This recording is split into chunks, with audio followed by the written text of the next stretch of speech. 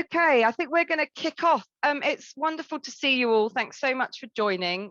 My name's Dominique Allwood, and I am Assistant Director of Improvement at the Health Foundation, and I'm also a consultant in public health medicine. And I've got the pleasure of opening this session, Anchors in a Storm session. And I've got a few colleagues who are going to be joining me to help co-host, and also some wonderful speakers who you'll hear a little bit about in a moment. So I've been leading this work at the Health Foundation for a couple of years now, and it's so wonderful to be able to present now the culmination of lots of hard work of a report that we helped to pull together during COVID-19, but also to bring together many of you on this network, which has been set up really to help people come together to share, learn, and progress their anchor work. So it's great to have so many of you on the line. I'm going to be doing the sort of kicking off and MC bit. So I've got a few slides to show you, and I'll take you through the agenda and the sort of running order for the day. As people join, please do pop on and say hello. So I am going to ask you to use the chat box to introduce yourselves, to share resources, to pop any questions to the speakers in there. So we're hoping there's going to be a lot of volume and traffic on the chat.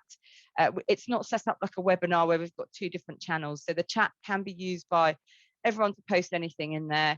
We've kept you on mute just for now. So we're hoping that we will just use the chat mainly for questions to our speakers. So please do get really active in there. So this is going to be the running order of the day. We've got just under 90 minutes to kind of get you through a whistle-stop tour of things. We're going to very briefly just retouch on, hopefully for most people, sort of what the anchor institutions are about. And if you're new to the topic, hopefully there'll be enough there just to give you a quick grounding and introduction and some signposting. Then I'm going to be handing over to my colleague Mimi, who's going to take you a bit more through the report that we wrote last year and some of the key lessons and learning and some of the things that came out specifically during COVID. So the lens for this session is somewhat COVID-19, but recognizing that many of the people who've been doing this work have been doing it long before COVID, but using COVID as a bit of a catalyst. And then handing over to Matilda, who's going to take us through how we get a bit more specific about anchors being purposeful on inequalities. Just to say, the main things to know are we've got breakout rooms in the middle that we will punctuate our speaking beginning bits with the slides, and then our plenary speakers with our guests and case studies in the second half of the session. So hopefully you heard most of that. I'm sorry about that. Okay, let's whiz through. Do give me a wave if there's any issues, and audio hopefully is back. So a quick Anchors 101. So for those of you who don't know much about anchors, I guess for me, I really wanted to start the piece about anchors with the story. I was drafted in to become medical director at the Nightingale in London recently, and one of the things that really struck me was, although that was a bit of a temporary setup of a field hospital, we had an opportunity as an anchor institution to think about employing people from sometimes the local area, but for those people who potentially hadn't been in work before, to come and get temporary jobs during COVID. And it made me start to think about, well, what do we mean by anchor institutions? And whilst for many people these are big, historically established institutions, actually people have had experiences of working with anchor institutions in a more temporary way during COVID as well. And the reason I wanted to show this story was, I think we often start thinking about big employment programs and the amount that we spend in local places, and sometimes those numbers obscure real people and real communities behind them. So this is Vicky, and she managed a 160-bed homeless hostel before she came to work in the NHS at Nightingale Hospital as a healthcare support worker, and had never worked in the NHS before. And her experience there was so positive that she now wants to become a healthcare assistant in the NHS and has gone on to take her care certificate. We found a lot of people working during COVID. For many of them, it was their first experience into the NHS and in healthcare, and a huge number of those are likely to remain in healthcare. So for us, COVID is a real opportunity to think about the possible options that we can pull people through into employment in the NHS. And so I'm just going to go into the sort of framework that is the anchor institution. So employment is one of those pillars, as many of you will know. But before we kind of hear about all the different parts of that, we just want to think about the definition, which is anchor institutions are generally large public sector organisations.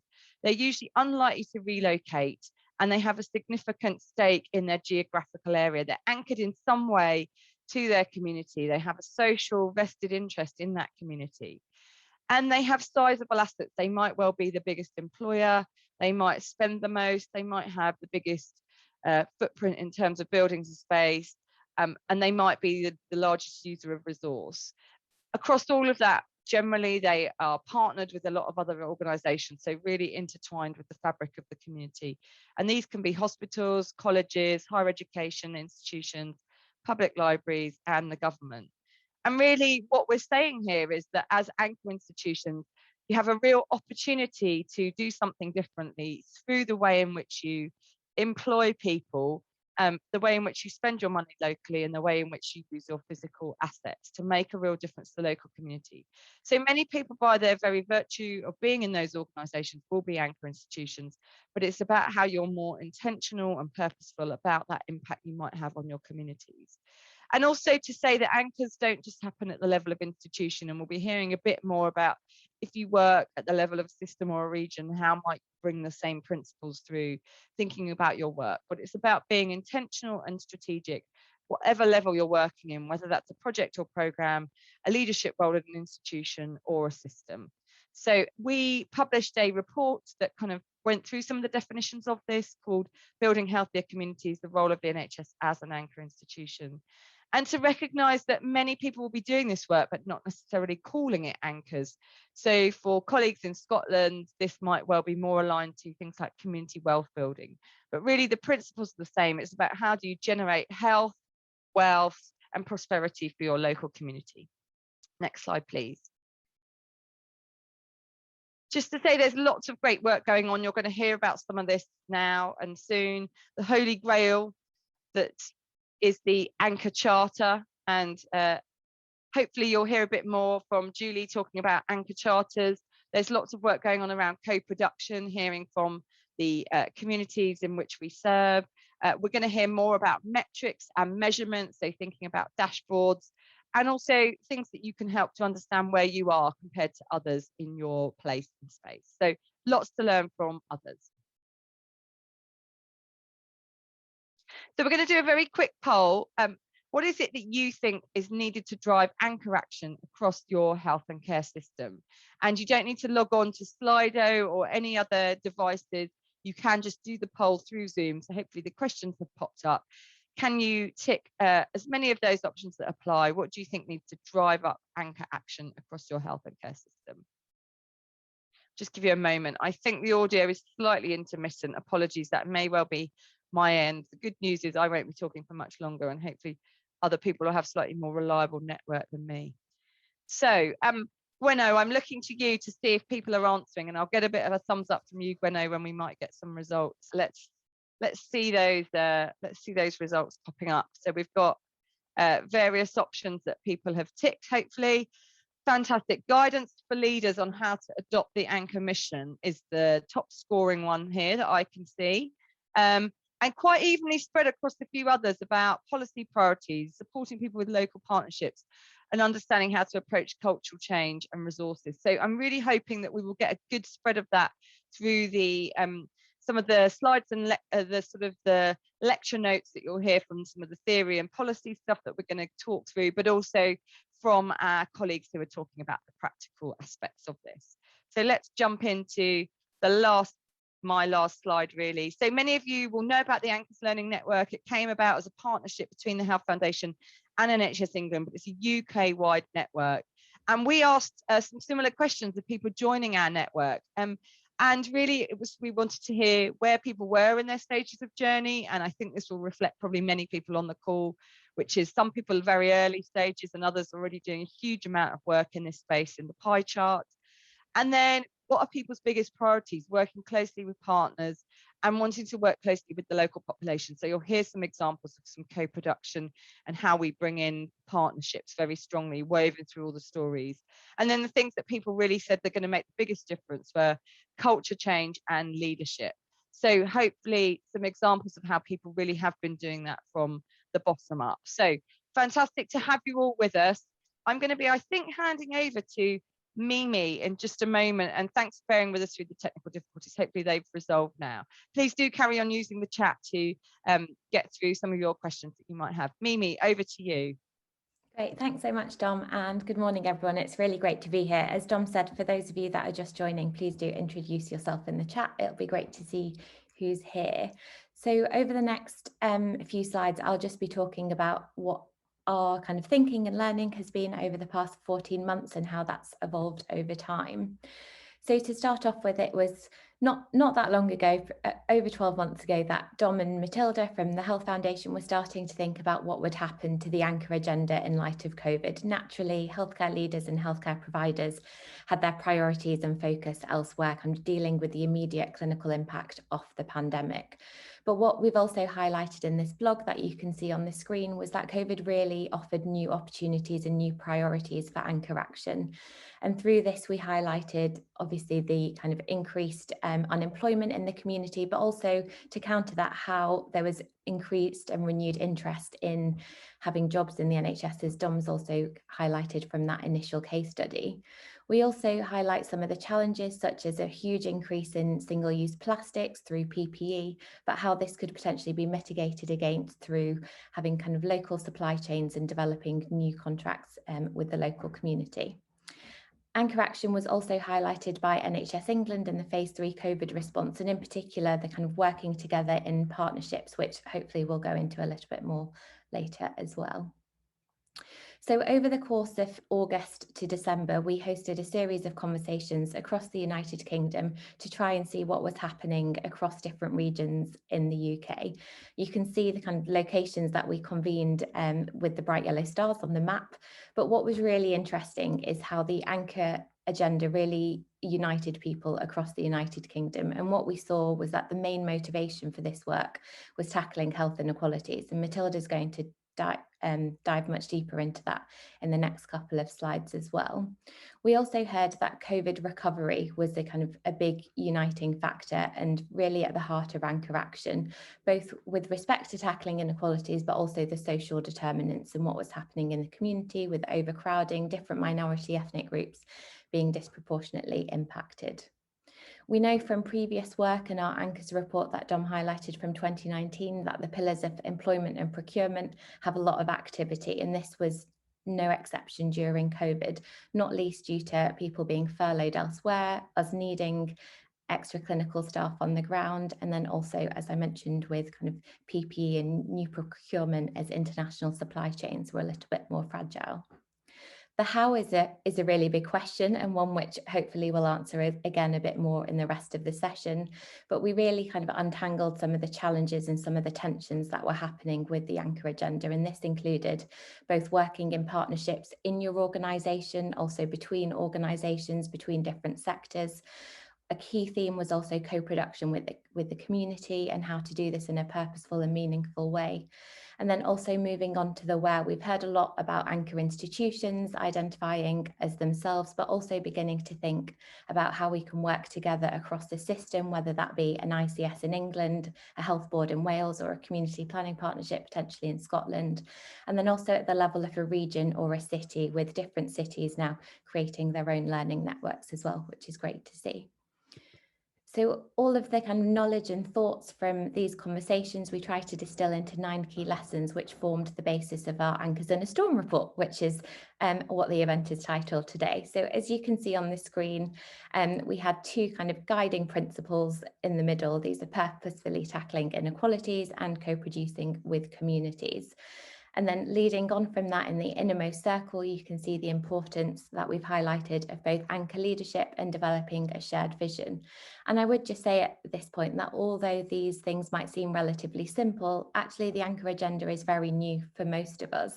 And actually just developing a shared vision might sound simple, but can be really complex. What do we mean by that across the place? What do we mean by that when we're working with different people? So these are some of the questions that hopefully our expert panel will be answering later today.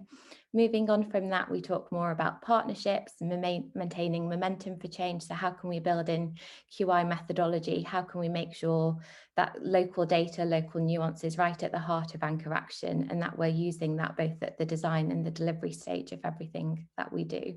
And then moving again outwards, we've acknowledged the need to develop metrics and embed evaluation into this, and to also share insights with one another. And that's what we really hope the Health Anchors Learning Network will help us to achieve.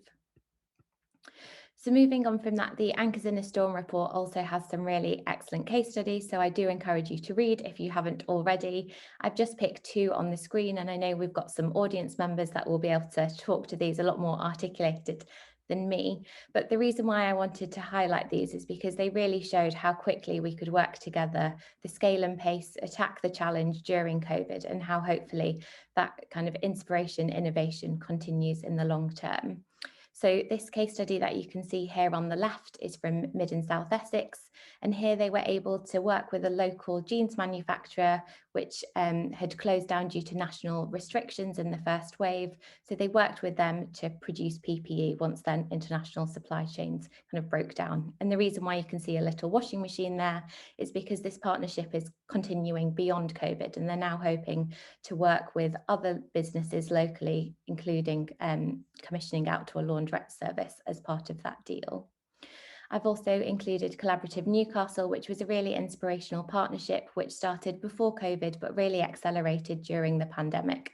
And together they were able to secure funding for a new integrated hub, including a lighthouse laboratory for COVID testing. And here they really embedded employment and inclusivity into the contracts. And again, you can see details of that in our report. So now I'm going to hand over to Matilda, who will talk a little bit more about inequalities. Thank you. Thanks, Mary. So I'm Matilda. I was working at the Health Foundation for this piece of work. I'm a public health registrar, and I'm now at the East London Foundation Trust doing some anchor work kind of on the ground along with other stuff. And what I'm going to do is just talk a little bit more about the kind of joined aims of doing anchor action and also tackling inequalities. So we heard this a lot in the conversations that we had last year. We're doing anchor work, or we're adopting anchor strategies to tackle health inequalities, which is great. And it was a really clear motivation for a lot of people. And I think particularly during COVID, there has been such a huge increase in the profile of inequalities and what the NHS as an institution can do to help to tackle inequalities, not least as a result of COVID.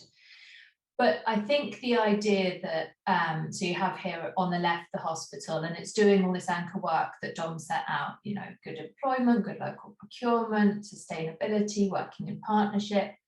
And then on the right-hand side, we have a kind of classic health inequalities graph. So this is the gap in life expectancy in England in 2020 between the most deprived and least deprived areas, but you could replace that with kind of some other example of health inequalities.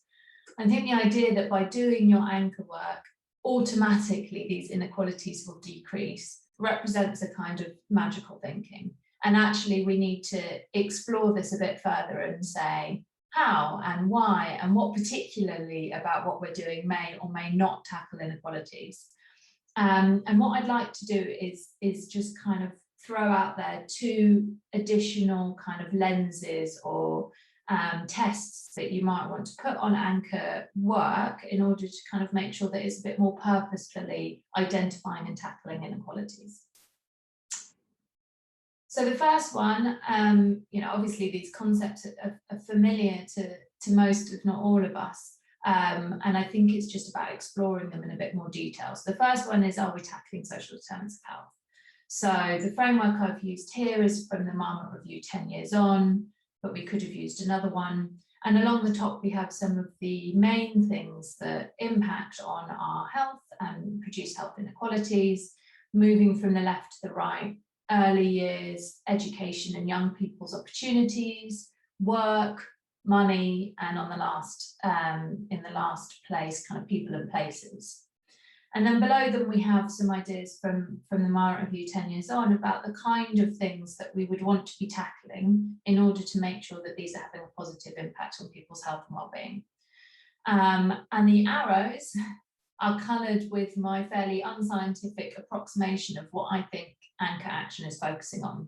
So on one end, we have employment, and I think there's been a huge amount of work to think about how employment as a social determinant of health can be tackled through anchor action, what role NHS institutions play, and how they can kind of really identify and tackle local inequalities in the community through their role as an employer.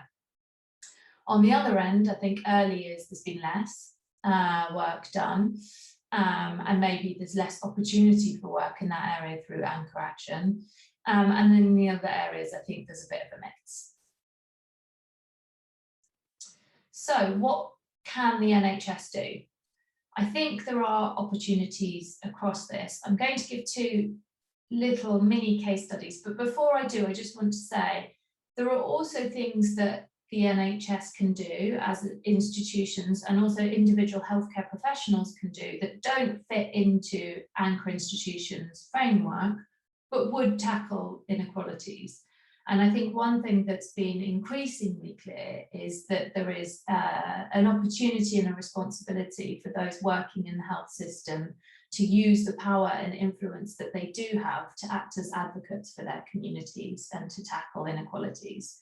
So one example of this might be policies around child poverty. We know, working in healthcare systems, the impact that child poverty has on people's health and well-being long term. And I think we have a responsibility to be vocal about that when we feel that there are policies that are, for example, increasing child poverty. So going back to anchor, I've picked out two here. The first one's about housing and the second one's about fuel poverty, just to give a really quick flavour of the kind of things that I'm talking about. So this is the first case study. This is in Sandwell and West Birmingham, and basically what they did is they used some NHS buildings that weren't being used, and they repurposed them to develop housing for local homeless people who were housed there, and then at the same time they gave them paid apprenticeships in the hospital. They've had an evaluation of that, which shows a very high return on investment. The second one, if we move on, yeah, so this is from North Midlands, and this is more about the sustainability area, and this is, so the hospital installed solar panels on their roof, and then they used the financial savings that they made from producing their own electricity to invest in a local charity that was tackling cold-related sickness and fuel poverty. And this was for them kind of hitting a couple of different priorities. Not only was it tackling a social determinant of health, but they were also hoping it would reduce admissions to the hospital by improving fuel poverty. So the second thing that I want to talk about is equity and justice. So if we're doing our anchor work and we're making sure that it is focused on social determinants of health, I think the next thing that we need to be doing is making sure that we have a kind of equity lens on this. So these cartoons, probably you've seen these or something similar. It's a very common concept, the idea of the difference between inequality, equality and equity, but just to go through it quickly. So inequality is the situation we live in at the moment. There is an unequal access to opportunities, resources, power, money, and some people get more than others. If we move to a situation of equality, we might distribute assistance to people in the form of resources or money or opportunities. But if we give the same to everyone, they don't actually end up with the same outcomes because we are living in a situation of inequality. Therefore, we want to move towards equity at the bottom. And this is about creating different tools or giving different levels of resources to different people that recognise and respond to the fact that we're living in an unequal society, and therefore they may have equal opportunities to benefit. What we have on the far side is justice, and this is about changing the system in the first place, so that you don't have to respond to a situation of inequality because actually we are living in a more just society. And I think really the question for me coming out of this is, how can NHS institutions and the NHS promote and build a just society and justice within our communities, as well as, you know, having equity within our policies. So this is a bit of a kind of a worked example of what it might mean to kind of add a social determinants view and then add an equity lens onto an anchor strategy. I've taken employment because I think it's a good place to start. And like we said, there's a lot of work going on, but I actually think a really good question for anyone doing this work, and certainly for me doing this work, is what might this look like for other areas that perhaps we're less familiar with or less comfortable with than we are with employment. So we start with the status quo, which might be we employ whoever meets the job spec. Let's say we're a hospital. By adding a social determinants of health lens on this, the approach might be that we recognise that as an anchor institution, we can tackle unemployment, and that is a social determinant of health. So the action that we take is we create pre-employment programmes to help train local people to get jobs in the hospital. The outcome might be more jobs to local people, and that's good. I'm not saying that this is bad in any way. It's benefits local economic development, it improves health and well-being, but it doesn't necessarily tackle inequities because we haven't really engaged with who. So we need the next layer. By adding an equity lens, we might find out through our work that actually there are some people who live in our local community who'd never get to the pre-employment programme. They'd never consider it. They'd never consider a career in the hospital. And actually we need to go a bit further upstream and work with schools in disadvantaged areas to ensure that those people also can take advantage of the opportunities that we're offering. And the outcome there is that we've tackled, or hopefully we've tackled, inequities in health outcomes by recognising and addressing inequities in power, money and resources, to borrow Michael Marmot's phrase. And at the bottom, I've just put a quote there from David Ansell, who works in America, in Rush in Chicago, in a health system on equity, and he's amazing. There's actually a session with him and John talking about racial equity that's available that I really recommend that you watch. But what he says is narrative plus data plus action equals change. So what I've put here, I think, is kind of changing the narrative.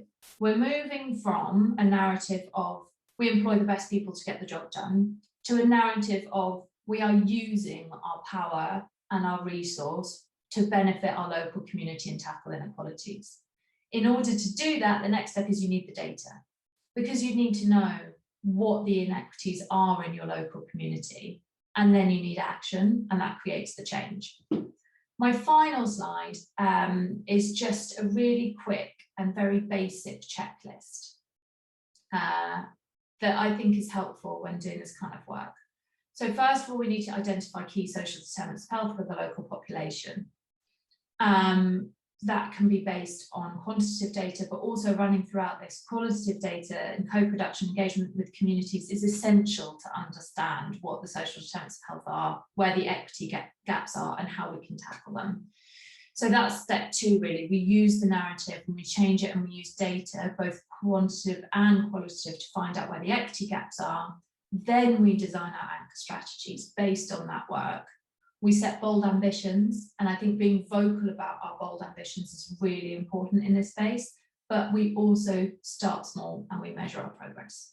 So I'm going to stop there, and we're going to go into breakout rooms now, just for 10 minutes, but I think it's a good point for you guys to get to know each other a little bit better, introduce yourselves, talk a bit about the work that you've been doing. And we've got 3 kind of prompt questions for you, which is kind of out of what you've heard, the main kind of themes that we've set out so far. What's really resonated with you? What have you been doing? What have you been exploring? What would you like to do more of? And where do you think the main opportunities or challenges are in your area? And after that, we'll come back together and we'll hear from our panel of expert speakers about some of the work that they've been doing kind of on the ground, as it were. So make sure that you come back for that afterwards. And I will let Gweno fly you off magically into your breakout rooms now. Perfect. Hi, everyone. Well done for making it back to the main room and not kind of accidentally dropping off into the ether of Zoom. I hope you had a nice chance to connect with some other people and share some ideas. So for the next part of this session, we've got 45 minutes.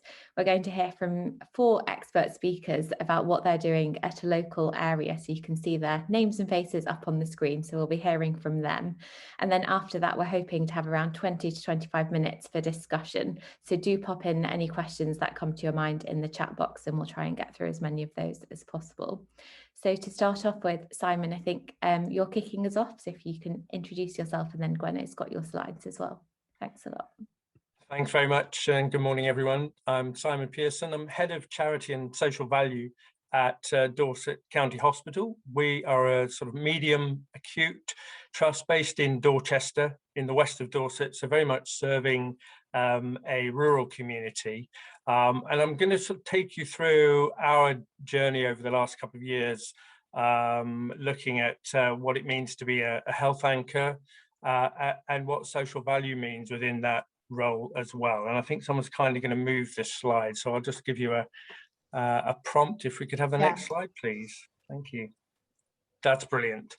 So for Dorset County Hospital, we started our journey before COVID, and as Dominique and others have been saying today, you know, COVID obviously has shone a lens on the current situation, but it was very much to do with the vision of our Chief Executive, Patricia Miller, who wanted our trust to start to look at its role as an anchor, what social value meant. What did that mean? We didn't really know. But we had some very helpful discussions with Dominique and others at the Health Foundation towards the end of 2019 and just before your first report came out, which really helped to focus our minds. COVID, of course, then hit at the start of 2020. We had started looking at putting together our social value program for DCH, for Dorset County Hospital. We were a few months in. Obviously, that had to slow. It paused for a while, but we picked things up around the autumn of 2020. And our first focus was really to think about what our social value pledge was, or charter, or anchor charter. We thought sort of pledge meant it sort of badged a commitment to what we wanted to do. But it was interesting because at the start of 2020, and I was trying to get my head around what social value meant as a health anchor, we joined Social Value UK, and I went to their conference at the start of 2020, January I think it was, when you could still go and sit in a conference in London. And there were 700 delegates, and on the delegate list, there were 3 delegates from the NHS. And that was quite telling at the start of 2020.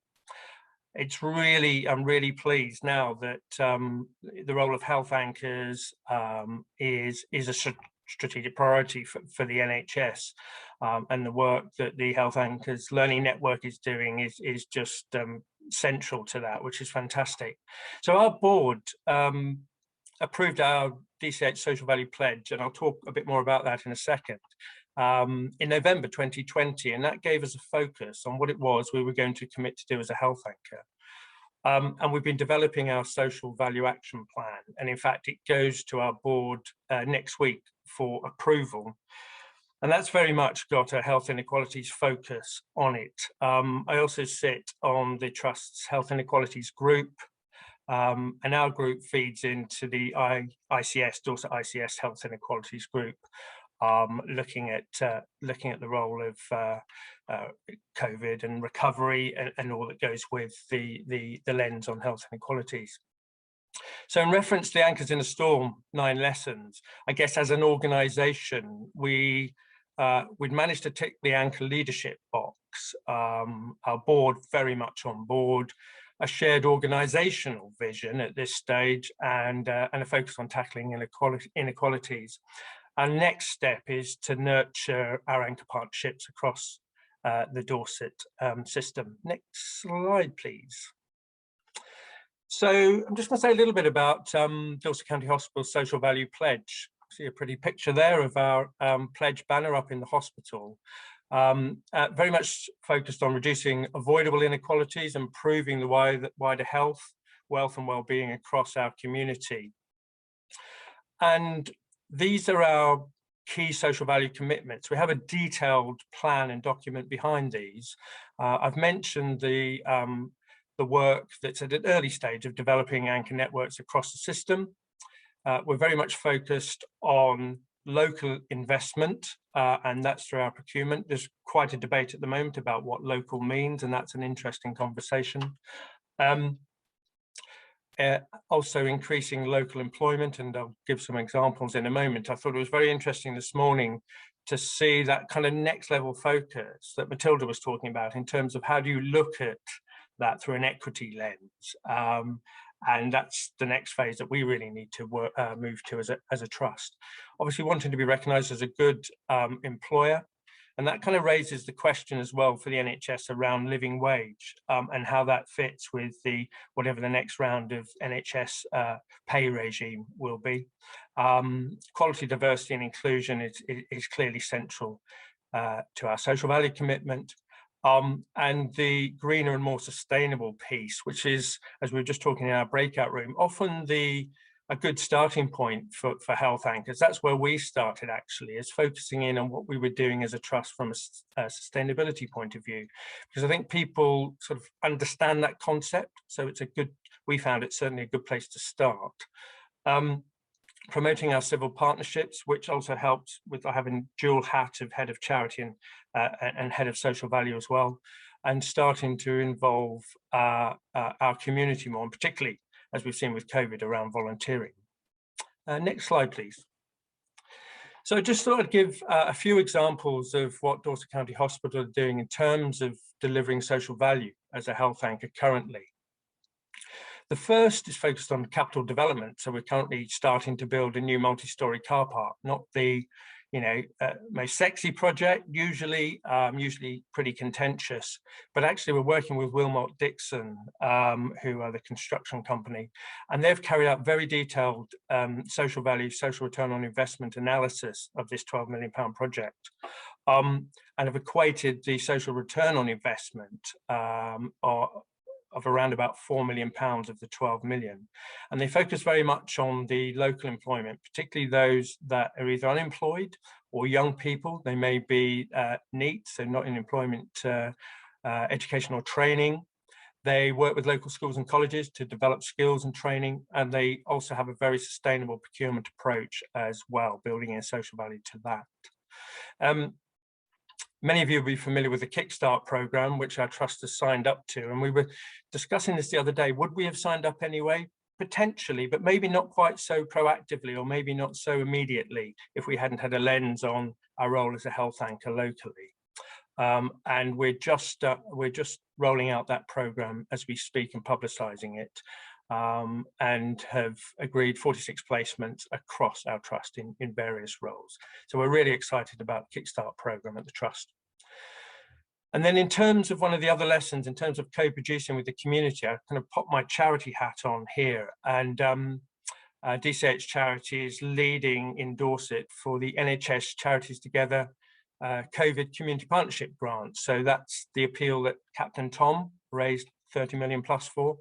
So I'm working with other trusts or other health anchors across Dorset, but the voluntary and community sector as well as feeding into the developing ICS structures. And we're very much taking a place-based approach. And we're just in the midst of applying for the funding from NHS Charities Together for Dorset. And again, the main focus of our bid is to address health inequalities, working from a strategic ICS level right down to that place, local community level, and working with the community umbrella organisations in Dorset who have that data again, and who can identify where the needs are, and so we can aim to target that particular funding most effectively. Next slide, please. In terms of another one of the lessons, developing metrics and embedding evaluation, I'll just take you through briefly where we are at the moment. We started our journey at doing some baseline analysis, sort of business as usual. What are we already delivering on sustainability, local employment, etc. We're now in the midst of developing our social value dashboard, and it was really great to see earlier on this morning Basildon University Hospital's dashboard. I'm going to be following up to find out more about how they've developed their dashboard. And that links to us looking at the data as well and doing analysis and linking that to health inequalities and how we target our work. To make this really happen, though, we have, as I mentioned, our social value action plan, but we're just starting to embed social value in our trust policies, in our business planning processes as well. We're right on the starting line of doing that, so that over time we have to change the culture. We have to make our work as a health anchor become business as usual. A lot of it already is, but we don't realize it, or we don't realize it as an organization. So actually embedding those operational activities across the trust. And we're just in the final stages, as many as you will be, of finishing the trust annual report for last year. And for the first time, we will include our social value pledge commitments that the board signed up to, our approach to delivering social value.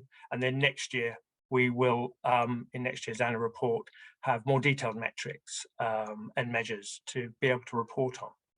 And we aim to do a social value impact report as well. And one of the pieces of work we'll look to move towards is to use the national TOMs, the themes, outcomes and measures developed by Social Value Portal. I'd certainly recommend having a look at Social Value Portal's website, which will take us to the next level of detail, a deeper dive in terms of the analysis of our social value impact as a health anchor. And I think the next slide is the final slide. I'd just like to leave you with a quote which I saw Michael Wood from the NHS Confederation use on one of his presentations a couple of weeks ago. Michael, as many of you will know, is a fantastic advocate of the role of health anchors and the wider anchor institution approach. And I just thought Michael's quote summed up the role of health anchors in terms of make people better and better off, the health and wealth piece together. And on that note, and I think we're quite tight to time, thanks very much for the opportunity. Thank you. Yeah, thank you so much, Simon. So much to unpick there. And we've already got some sharing of resources and some dashboards in the chat box, which is great. To save some time, I'm going to head straight over to Julie, if you're happy to introduce yourself and to give us your little presentation as well. Thanks so much.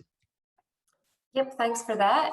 So thanks to colleagues at the Health Foundation for the invitation to speak today. I'm a huge fan of your work, and I really think that in Scotland, in terms of our development of anchor institutions and anchor strategies, I think we can learn a lot from what's taken place across the UK. So it's really helpful to see all of those examples coming through in the chat.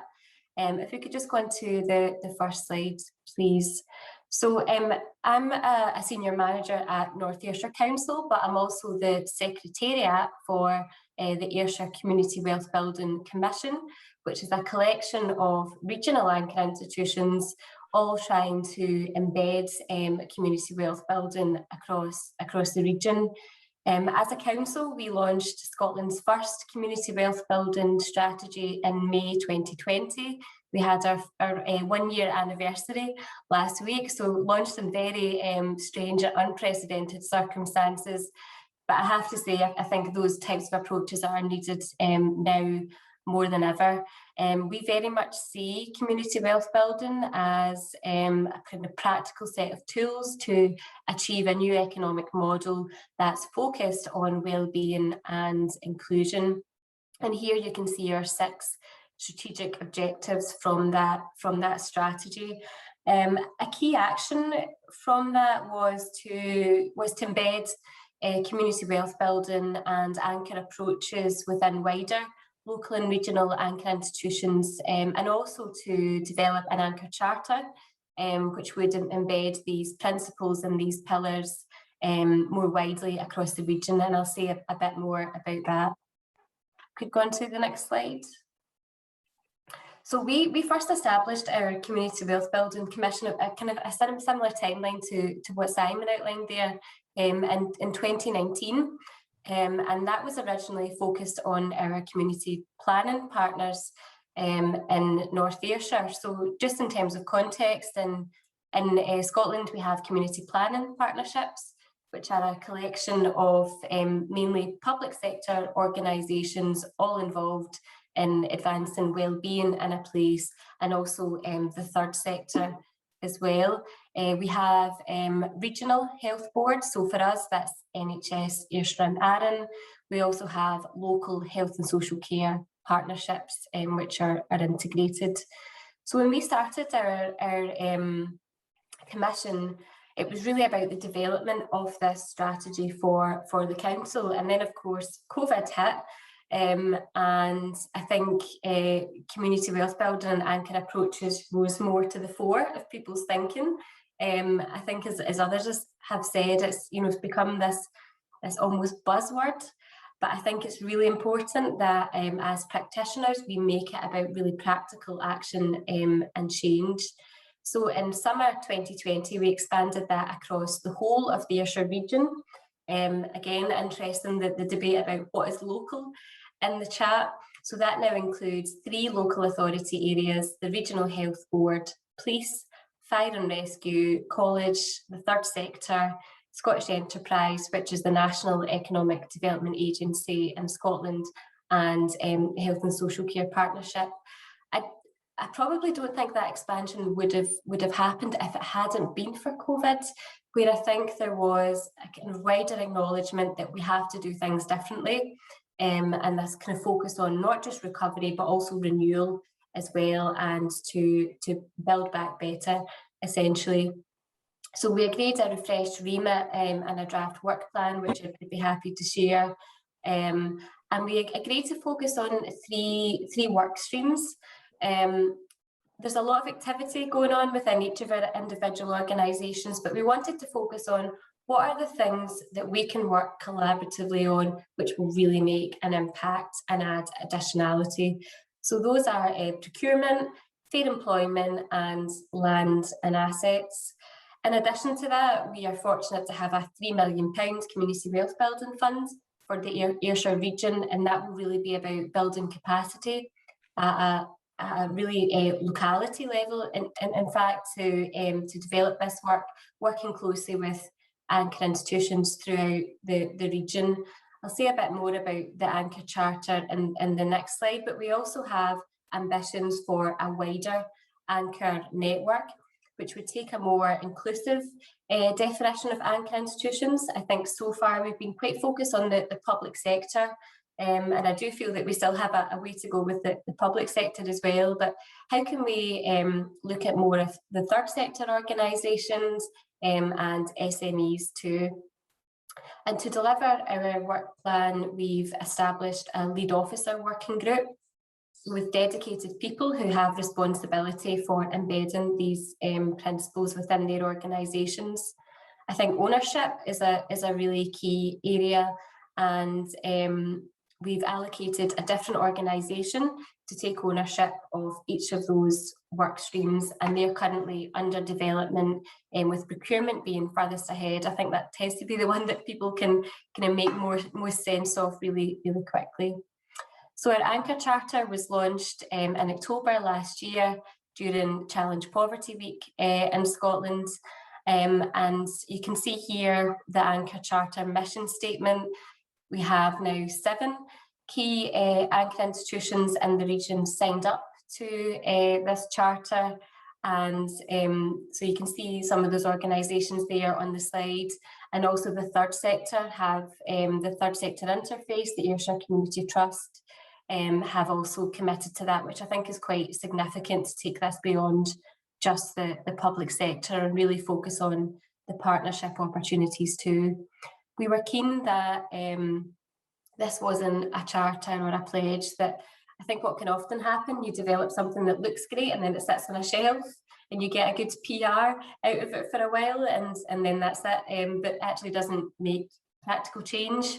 So there are 16 pledges within that, focused on the 5 pillars of community wealth building, and also a 6th pillar of sustainability, given our shared ambitions to reach net zero. And just now we are developing a kind of assessment or self-reporting framework where each anchor institution has to say what progress they've made on the pledges and also outline what their next steps are as well. If you could go on to the next slide, please. So 5 lessons from our journey. As I was reading the Anchors in a Storm report back, I could see that some of this mapped quite nicely onto that. I think setting a vision is really important, but I do think this requires leadership. And often it can be one organisation in particular that has to really drive things and bring others on board. But also something that is practical, so we can see, you know, kind of practical, what are the practical actions we could take that can make a difference. And I think the Charter is a positive example of that. Anchor education and collaboration. This really takes time to work with each anchor institution so they understand their role, the levers that they have, and also to work across silos. So we're not just working in health in Ayrshire, we're working across a range of partners. Health is a key one, and I think that we need to, one of the next steps that we want to undertake jointly with our health board is to undertake a diagnostic to look at the specific opportunities and raise awareness within their organisation to, I think, showing quick wins, so where collaboration can have an impact. I thought Simon's slides were really helpful in showing those practical case studies. This takes resource investment and capacity, and I think we have a long way to go in that. Just now, people are doing this on top of their existing jobs, and also, I guess, dealing with COVID and the kind of short-term impacts of that too. So I think investment in resources is key. It's a critical success factor moving forward, and I think that came through in the poll earlier as well. And also engagement with local communities, local business base, social enterprises as well, to where we can maximise opportunities. And the final one is challenge and feedback. I think it's, you know, all very well for us to kind of mark our own homework as a commission, but actually to get maybe an independent perspective and best practice from elsewhere. And that's why we've established an expert advisory panel, which is chaired by the Wellbeing Economy Alliance, to ensure that we are really pushing ourselves, truly doing things differently, and learning from others who do this really well too. So that's me. Thanks again for the opportunity, and I'd be happy to take any questions when we move to the discussion session. That's great. Thanks so much, Julie. And yeah, do keep the questions coming. Great to see so many signatures on the Charter, but actually your reflections on making sure it actually leads to change was great. So next up, we've got Hannah and Bob, I think, to close up before we go on to a quick discussion. Thanks so much. Thanks very much, Mimi. I think it's a minute or two of me, and then on to Hannah. And just wonderful to be here and to listen as well to Simon and Julie. I think a thread that we'd pick up as well is this is sort of early days, but I think with big ambition. I'm also really struck by language and desperately trying and failing to keep up with everything that's going on in the chat. And you know, great point from Steve about sort of trying to really simplify some of the language around this. Trying to be really inclusive feels very key. So I'm a paediatrician and the Director of Strategy, Research, Innovation, Imperial College Healthcare, big 14,000 employer across 5 hospitals, 3 big teaching hospitals in northwest London, and plenty of work for us to do. And I think perhaps historically an area we've not particularly got into. If I could have the next slide, please, would be great. And again, thank you very much. So I guess there's sort of a first go really at an articulation of what we think we might be able to do by growing our role as an anchor institution, and absolutely focused as an outcome around reducing health inequalities. And we have far too many of them in northwest London, and we also have great disparities in population health and well-being. So there's plenty of work to do. I think the piece here is about deliberate choice that feels really important, that we're increasingly choosing to leverage our resources and work within the system of care we work link in and working in much more partnership with local community partners to better support our communities. So really trying to pick up a lot of the tone that you guys in the Health Foundation sort of picked up with the original report around building a healthier communities, and a lot that's gone on from that. And this is not traditionally what a big, very research strong traditional teaching hospital has done. So it's been really exciting to sort of start to steer a different course of direction. So if we have the next slide, this was a neat bit of work that Dominique and I did sort of late on a Thursday evening.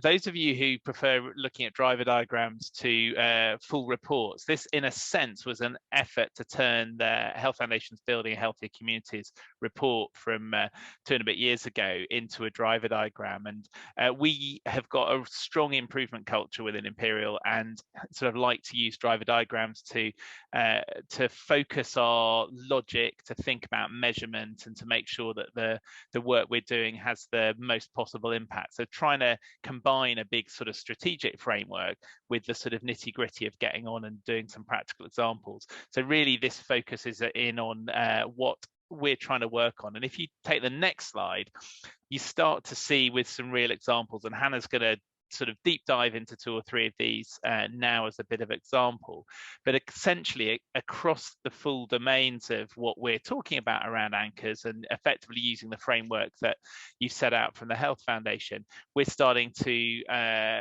think hard about what are we doing already, what could we build on and accelerate, what do we want to start up new, and where are some of our gaps. And I think just picking up some of the comments in the breakout rooms and on the chat, we found this approach a really, really useful way to realize actually one's already doing quite a lot of really good stuff, and there's a whole load of things we want to do more of and drive forward and get more coverage. But I'm going to pass the baton on to Hannah, who's going to go deep into a couple of really exciting projects that fit in with this.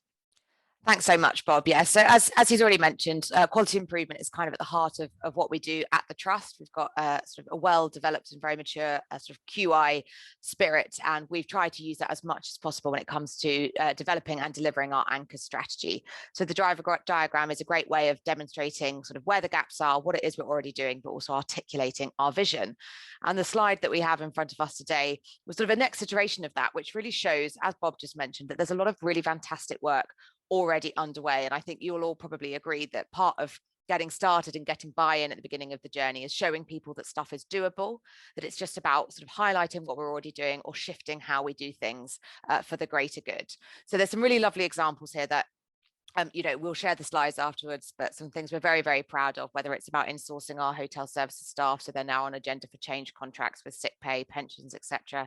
Some of the fantastic work we're doing with Richard, and I know Richard's on the call today, to develop a health and social care skills academy across Northwest London, and our most recently launched green plan and our ambitions for sustainability. So some fantastic pockets of work, but I'm going to use the last sort of 2-3 minutes to talk about 2 things which really link to the ambitions of sort of anchors in a storm, which is around purposefully tackling inequalities and the importance of co-production with communities. So if I can go to the next slide, please.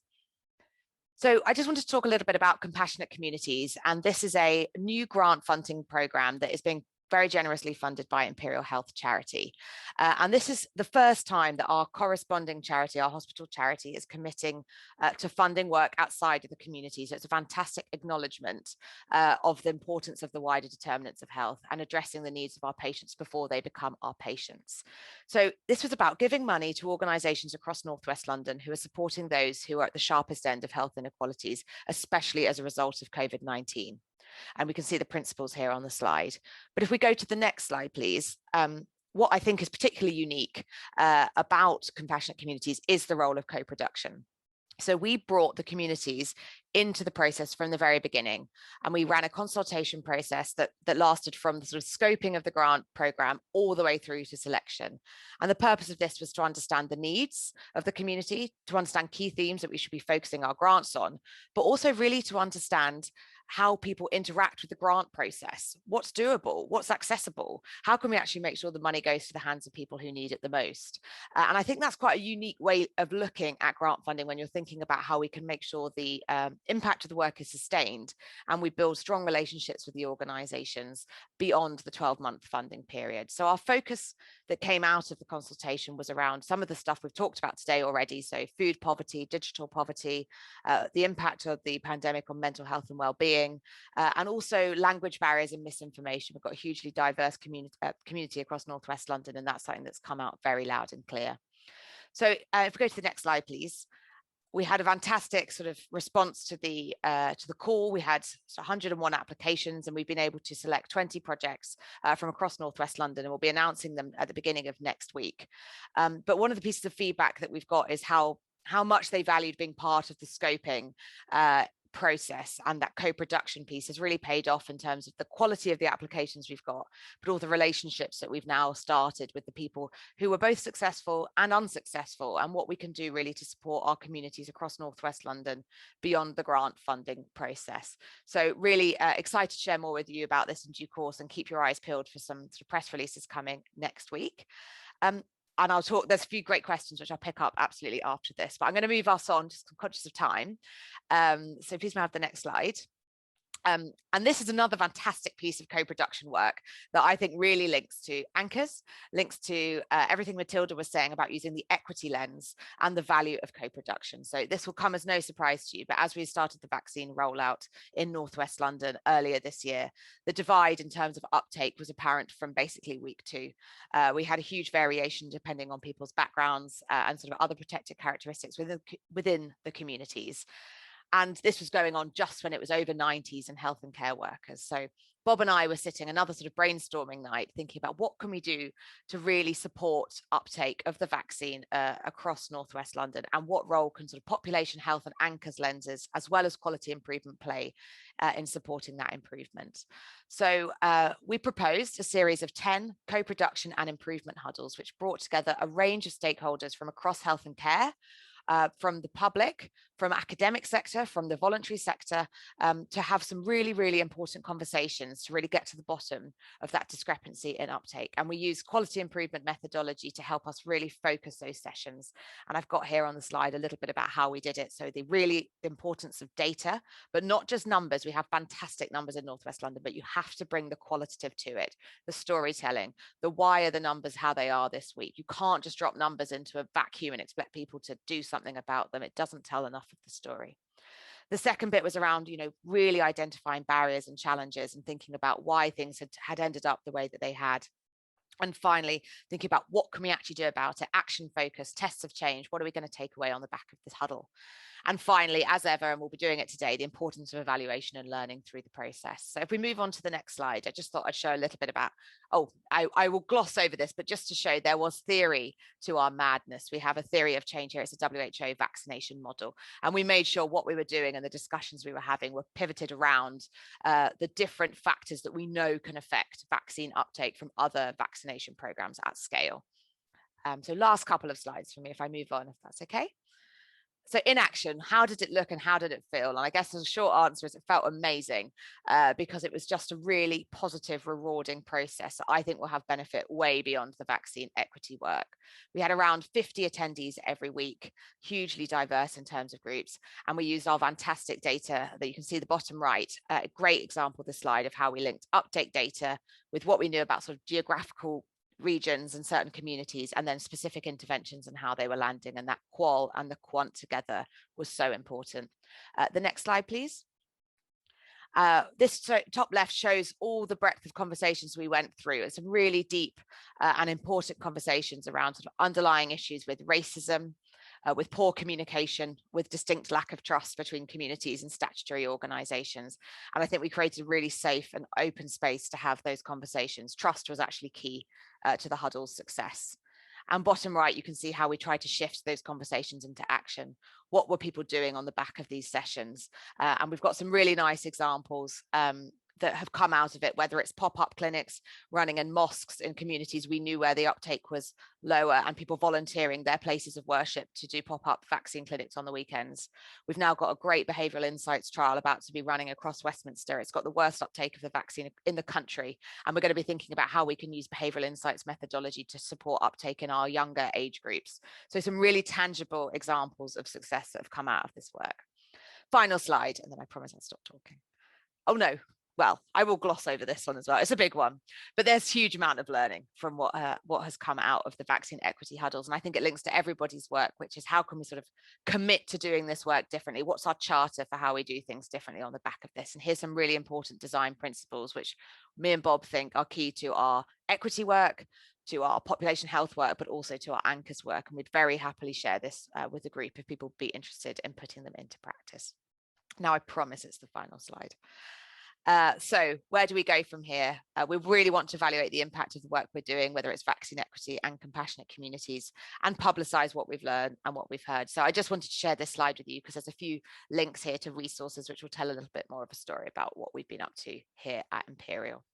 So hopefully that was a good sort of some examples of quality improvement in action when it comes to anchors. And back to you, Mimi. That was fantastic. Thanks so much. I think the driver diagram and the theory of change are both pieces of art, really, that everyone wants some autographs on. And we've got lots of matchmaking going in the chat box as well, which is fantastic.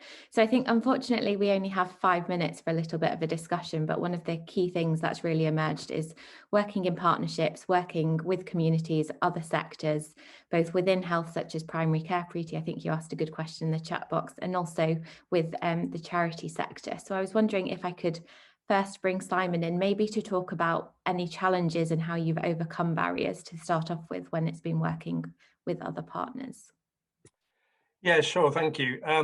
Well, it's really about getting the right people around the table, first of all. So in our case, to do with the NHS Charities Together work in Dorset, we started with the NHS trusts, and also the leaders in the community umbrella organisations, of which there are 2 across Dorset, and we're also working with the Community Foundation as well. So the first stage was understanding what the grants programme meant, getting everyone around the virtual table, getting our heads around that, then moving through to think about what the focus was that we wanted to sort of focus the grant funding on, which became very quickly health inequalities, as I mentioned earlier.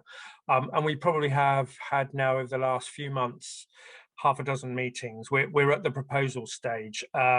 So we're in the midst of applying for the grant allocation for Dorset as we speak, and looking to sort of refine our focus, working with NHS Charities Together. So it's communicating with the right people around the table, but ensuring, and we feed into the ICS level as well. So really it's sort of strategic, it's anchor partners and in terms of health anchors, and then it's the voluntary community sector at the community level, place level in particular. That's great. Thanks so much, Simon. And Julie, I was wondering if you had anything to add on that. And I know your conversation with the Charter and including not just the public sector also prompted some questions about how you actually make sure there's trust between those and how there's willingness to share data and analytics as well. Yeah, I think the key message from all of that is that it takes time. You have to work at individual level relationships, but also collectively as well. If I think about the work that we're doing in the procurement work stream too, that started off with a kind of data analysis to look at, so quantitatively, what are the key opportunities and challenges that we face in terms of growing our local or regional spends. And then it's about meeting with each of the procurement professionals within those anchor institutions and seeing a sense from their perspective about, I guess, what is possible, and then coming back together as a group to agree on next steps and try and get some senior buy-in to those as well. But this involves getting people to do additional things in their day job, to think differently about how they've done their day job, which they've done, for a number of years. So it's really important to build that trust and to also have honest conversations about what's possible, because there's no point trying to force a partner to do something that you know, they're not really willing to do, and we're not going to get anywhere with that. So all of this takes time, building relationships, building trust, and hopefully at the end of it we'll be able to maximise and see things, maximise impact and see things making an impact on the ground. Thanks so much, that's really helpful. And then Hannah, I think you received a specific question in the chat about consultation workshops and working with local organisations, how that actually happened on the ground and whether or not there was any challenges or reflections from that. Thanks, Mimi. So I think the answer to the question was sort of it's relationships. We actually brought a person on board, a wonderful colleague called Linda, who has got long-standing relationships with the community organisations across North West London and run a variety of initiatives. So looking outside of the NHS and being like, who actually holds these relationships? Who knows what's going on? And without Linda, we couldn't have done it. And she brought people together in a fantastic way. And I guess, you know, that's an individual. I think we all have people like that. It's just making sure we ask and you know, seed the power. We don't know who does, and bring those people on board. And then the second bit is acknowledge where those structures already exist and use them. So the ICS, the North West London ICS, has a voluntary and community sector board and group. There are lots we've got fantastic health watchers in the area. We needed to connect and again just show that we're willing to learn from other people and resource their time, pay them to do it. And we did that, and we treated everybody with the respect that their time was worth something. And I think that made a massive difference to the consultation process. So Linda is the answer to the question, but I think everyone has their own Linda in North West London, not just in North West London, sorry. Yeah, no, that's really helpful. And I think not just kind of creating it as an add-on is a key message that we're hearing today and from lots of other people. Bob, you've done a great job of answering lots of questions in the chat box, but I was wondering if you had any kind of final reflections that you wanted to share before we draw to a close. Not really. I just guess, you know, the value of you know, this stuff's going to take time. The value of learning from each other, different approaches to this stuff. Language is my sort of take-home bit around this stuff. I think great care. We touch on quality improvement. I think the quality improvement movement that sort of really got going about 30 years ago in healthcare, perhaps one mistake it made was trying to surround itself in too technical a language. And I think the little caution for us on the sort of early days of anchors in the NHS and healthcare is to be really smart about that. We're at an exciting phase where it feels like a great sort of club and network to join, but pretty quickly it can be a club and network that people don't feel particularly inclusive. And certainly colleagues who work in local authority have sort of got some good warning shots around that stuff. So I think well worth us paying lots of attention as we you know, use our enthusiasm and our great networking skills to move forward on this one. So I'm keen that remains a reflection and a topic of conversation. But thanks for having us all. No, not at all. And thanks to the incredible speakers and for everyone that's been participating in the chat box and joined today. That was absolutely fantastic. I'm going to be handing over to Matilda for a quick summary before handing over to Dom for close. Thanks, Matilda. Thank you, Amy. Yeah, I'm going to be really quick. I've been listening to everyone and I just have, I think, 4 really important things that I'm going to relate back to the equity lens point. I think the first is this point about how do we break down the boundaries, not just between us and our local authority partners, but with the community and with VCS organisations. I think it's really important to recognise that the NHS hasn't invented this type of work. And actually, in a lot of places, in a lot of ways, we're new at the table and we have to respect what has already happened and the really strong community action that's already taken place. And it links back to this point around assets. How do we take an asset-based approach to our communities? And without doing that, we won't be able to tackle inequalities. If we just bowl in, it's a bit like Bob's point, with our fancy, shiny new thing and do it, it won't work to tackle inequalities. The second point, which has been quite a lot of chat about, is what is local.